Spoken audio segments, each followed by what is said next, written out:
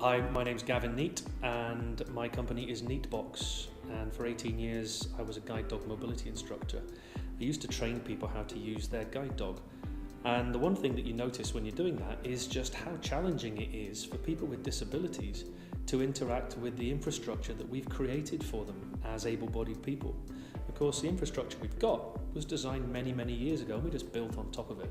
So nothing really has been purpose-built for people with disability. So my company was set up to find very specific answers to the questions I had and I was asking myself back when I was a guide dog mobility instructor. So Neatebox has got 3 products, and each of them were items that I had seen were massive issues. And the first one that I'll talk about is pedestrian crossing. Pedestrian crossing, if you have a disability, is a real challenge to interact with. And it just seems like, well, if you can do it better, or if there is a better way of doing it, why not use it? And I was seeing a lot more people were using mobile phones, people with disability using mobile phones, and the functionality within fantastic devices like Apple or Android. And I just found a way of pressing the button through the mobile phone or indeed through the Apple Watch ultimately.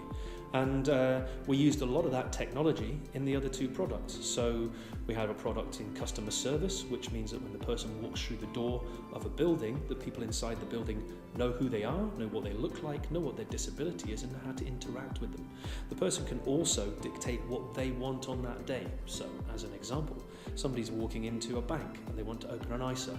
Well, the guy in the bank, or girl in the bank, already knows they want to open an ISA when they walk through the door.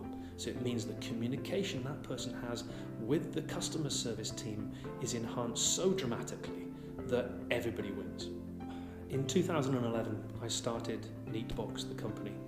And I did that whilst I was working for Guide Dogs to the Blind. The reason I did that was because I needed to get the help I could get through people like Business Gateway. So I was working lunchtime and after 5 o'clock and through my holidays on building a company that was going to come up with a solution. So even though the company was started in 2011 and it's now 2017, really full-time we've only been working on this product and the company for the last 2 years full-time. During that time, we've moved forward so dramatically, but I needed that 2 or 3 years at the very start to give me a real chance to understand the problem and the route to the solutions that we ultimately came up with. So who do you thank when you get to a position where you feel like you're really getting traction? I look back over the time that I've had Neatebox, and I could thank every single person I've ever networked with. Every single conversation I've ever had has given me a direction to go in, or a change of direction, or made sure that I've understood that the direction I was going in was the right direction. So I'd like to thank every single person who's ever had a networking conversation with me. But specifically, I think in Scotland we have organisations like Business Gateway who can help you get started. And then once you've had a time with Business Gateway, you have the opportunity to work with somebody like Scottish Enterprise. We're now an account managed company with Scottish Enterprise, and that gives us an access to some fantastic grant funding, but also the amazing knowledge that there is within the organisation. There are so many other people I could thank, and one day I will have the opportunity to do so, but Scottish Enterprise, Business Gateway, and all those networkers I've networked with.